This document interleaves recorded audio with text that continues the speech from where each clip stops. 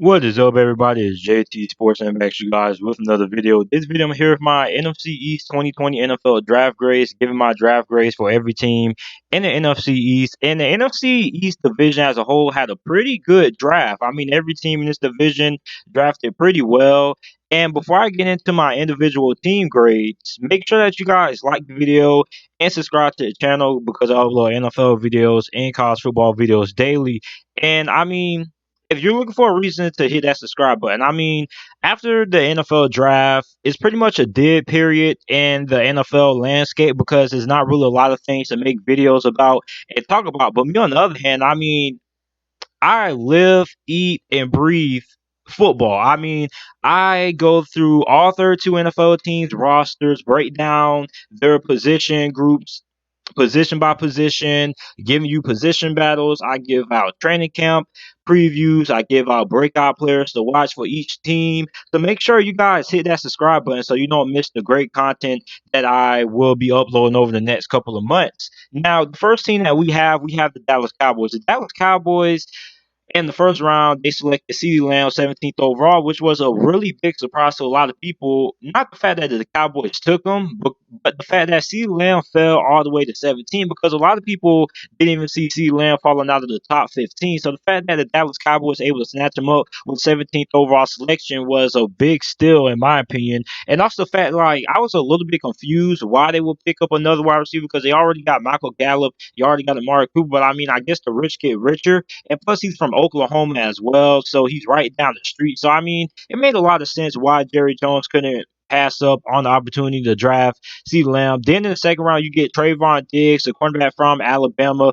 I felt he went in the round he was supposed to be going. I didn't really see him as a first round selection. Now, the Dallas Cowboys, I thought was a perfect fit for Diggs, simply for the fact that they love athletic cornerbacks. They love cornerbacks who have a lot of athleticism, and that's what Trayvon Diggs has. Now, he does need a little bit of improvement in his technique and overall as a cornerback. But I think this is a very good selection for the Dallas Cowboys. Then in the third round, you get Neville Gallimore, defensive tackle out of Oklahoma University. Of course, this was a no-brainer. I mean, why wouldn't you draft the guys who you've seen play the most, who live right down the street from you? So I mean, Neville Gallimore is a very fast, athletic type defensive tackle. I mean, he's going to fit in really well with what the Dallas Cowboys have on their defensive line. Then they also get Reggie Robinson, the quarterback out of Tulsa University. I think he's a pretty solid mid-round selection at the cornerback position. It remains to be seen how good he's going to be in the NFL, but I think this is a pretty solid selection. Then you get Tyler Badis from Wisconsin. Wisconsin produces some really good offensive linemen over the last couple of years. I mean, you might as well call Wisconsin the offensive line U because I mean they produce great offensive linemen. Also, Iowa does the same thing as well. So I mean, it's pretty much a debate which college produces the best offensive linemen. But I mean, Wisconsin has a pretty good track record when it comes to offensive linemen in the NFL. So the grade I'm giving the Dallas Cowboys for this draft, I'm giving them an A. I felt this draft was pretty good in my opinion for the Dallas Cowboys. They got some really nice selections with their first two picks. Basically steals. I mean, CeeDee Lamb, like I said, was projected to go in the top 15. Nobody really expected him to fall out of there.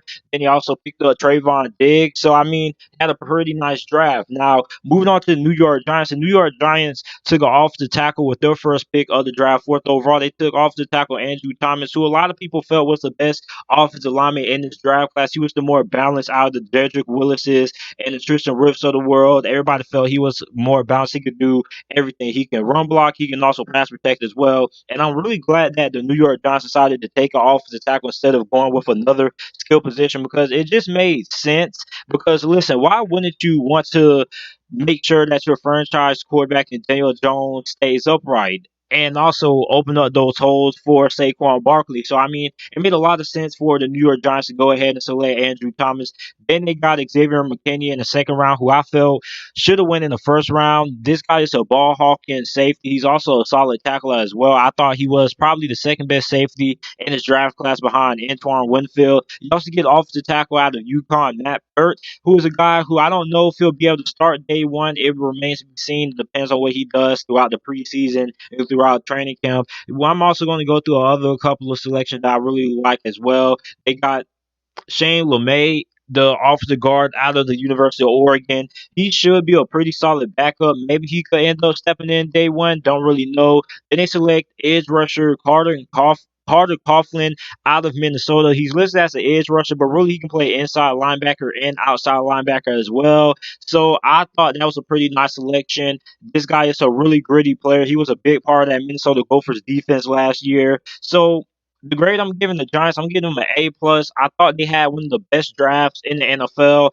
top five. I put them behind the Broncos, the Jets, the Dolphins. Their draft was pretty impressive in my opinion. I'm really glad that they filled all the needs that they had to fill up. I mean, they needed linebackers, they needed to address the offensive line, they also needed a safety, and they needed some more depth at the cornerback position. So very good draft overall from the New York Giants. Then we move on to the Washington Redskins. Now, the Washington Redskins took Chase Young with second overall selection.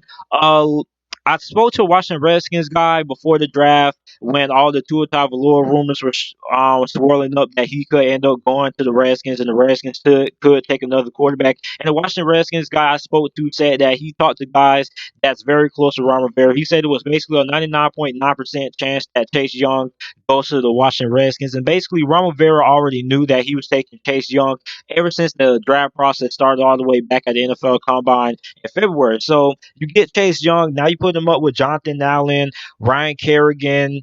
I mean, this Washington Redskins pass rushing unit is going to be really scary. I think this Washington Redskins defense, when we think about a front seven perspective, could be as good as the 49ers front seven was last year. Then they also get Antonio Gibson, the wide receiver out of Memphis. He can also play a lot of different positions as well. This guy can play halfback as well. So it's really interesting to see what the offensive coordinator for the Washington Redskins has him lining up as because this guy is really versatile. I mean, wide receiver, halfback, he can do it all. He did it all for the University of Memphis. They also select Jack Charles, the offensive tackle out of LSU. A lot of Washington Redskins fans are pretty excited about Jack Charles. He was really solid for LSU. Didn't really give up a lot of sacks. He from a lot of people's perspective and a lot of people's viewpoints, he could end up starting right away for the Washington Redskins. He could end up being Trent Williams' replacement.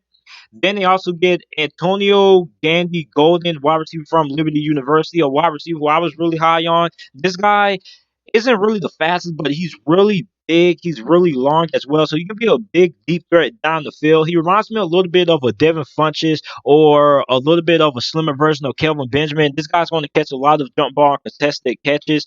Then you select Keith Ishmael, the center from San Diego State University. That's a solid pickup there. So the draft grade I gave the Redskins, I gave them an A minus. Their draft was pretty good as well. Up to this point, almost every team in this division has had a pretty good draft. Now we move on to the Philadelphia Eagles.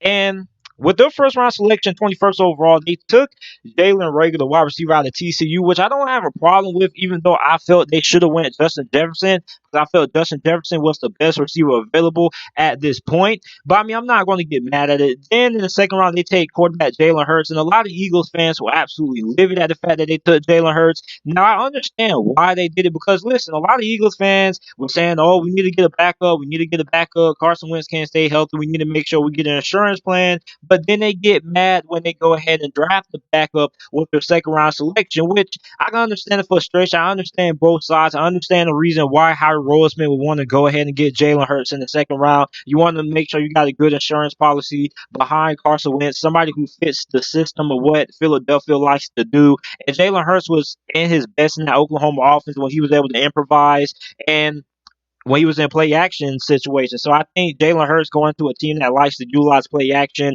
utilize RPO as well, fits well with the Philadelphia Eagles. But also I understand why Philadelphia Eagles fans are upset because you needed needs of linebackers, cornerbacks. You could also pretty much have drafted another wide receiver with Denzel Mims still on the board. So I mean I understand the frustration from Philadelphia Eagles fans. So I understand both sides of the argument. Then they also get Davion Taylor, the linebacker out of Colorado. That's pretty solid. You also get Kayvon Wallace, who I felt was one of the most underrated prospects in this draft class. So then my favorite selection was wide receiver out of Boise State, John Hightower in the fifth round. This guy is an absolute speedster. I mean, he was one of the fastest guys in his wide receiving class. And I mean, he was really underlooked going into this draft because he came from Boise State. A lot of small school guys don't really get a lot of attention. Then you select Prince take a Wonko, the offensive tackle out of Auburn, who's going to provide some good depth there at that offensive line position, which was a really big shock to me because a lot of people thought he was going to end up going in the second round and the third round. So the fact that he slipped all the way into the sixth round from the Philadelphia Eagles was a shock to a lot of people. So the grade I'm giving the Philadelphia Eagles, I'm giving them C plus. A lot of people have given the Philadelphia Eagles a F, a D, and things like that. But overall, if you can get over the Jalen Hurts pick, I thought the Philadelphia Eagles had a pretty solid draft. I mean, they addressed basically most of their needs. They got a lot of wide receivers in day three of the draft. So I mean, other than the Jalen Hurts pick, which is why a lot of people are giving them an F and things like that, this draft was really solid from the Philadelphia Eagles. So let me know what you guys think about this. My draft grades down in the comment section down below. Make sure you like the video, subscribe to the channel for more NFL videos and content. And thanks for watching.